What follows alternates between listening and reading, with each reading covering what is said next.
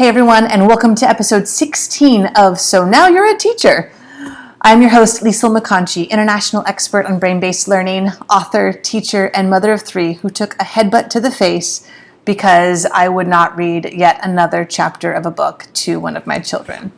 Oh, the joys. Can you see it? It's like this giant mark right here. Doesn't matter. Hey, I'm mostly here just to rant a little bit. And my overall message is stop doing so much. Stop. And I'm, of course, going to use our brain and all I understand about the brain to justify my case here. Now, here's where I'm coming from.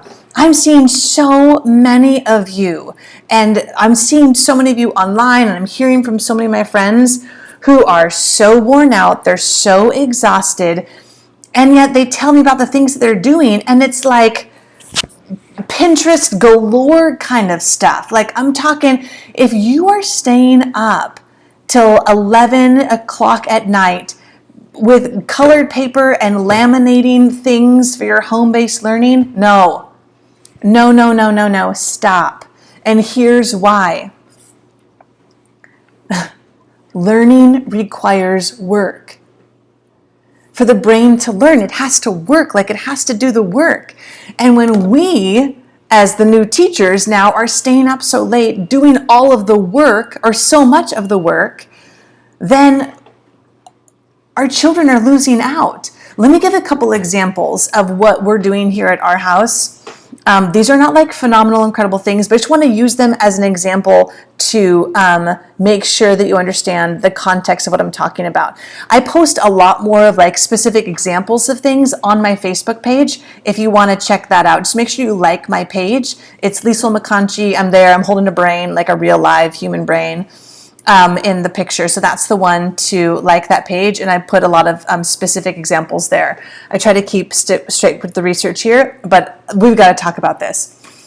So like many of you, I see 8 million things a day online that is, great activities for kids.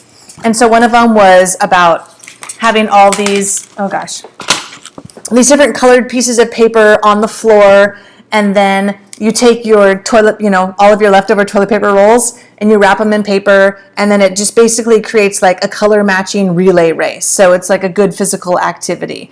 And I saw it, I was like, oh, that's great. And of course, because I'm a lover of all things math, I wanted to turn it into not only a good physical activity, but also a way to practice some math skills. So on my colored papers we did like the color one, and then I put some math problems on it.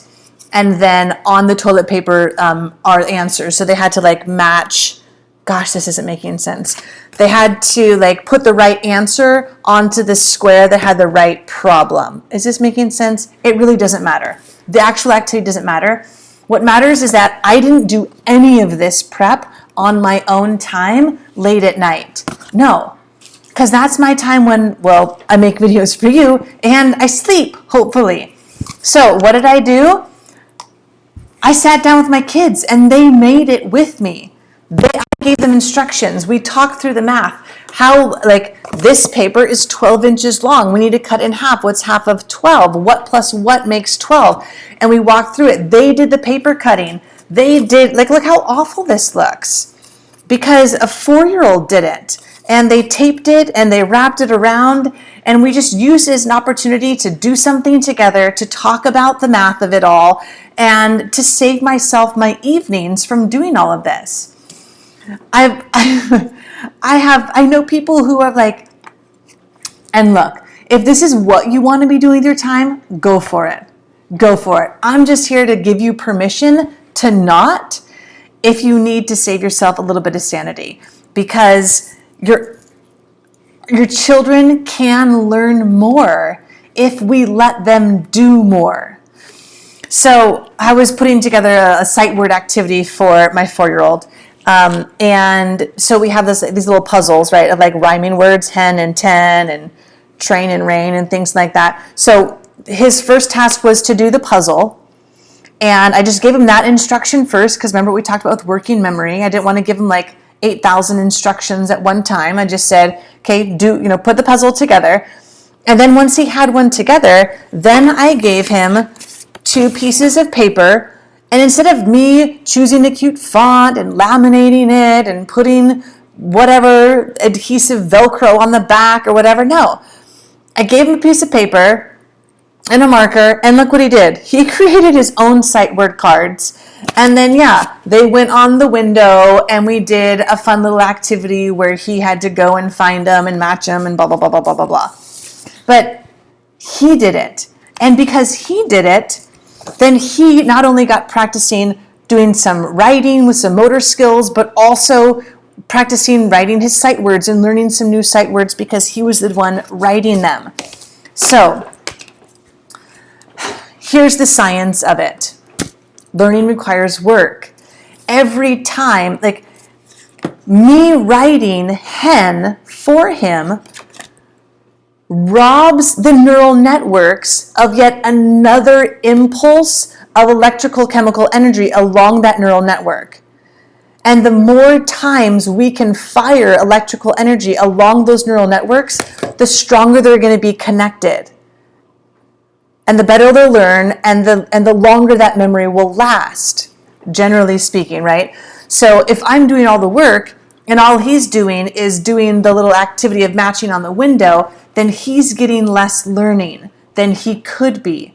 So think of it like if you just pulled out one thread out of your shirt, right? There's a loose thread, you pull it out. You could probably very easily break that thread with your hand. Now, if you had 5 threads all lined up next to each other, that's going to be a lot harder to break.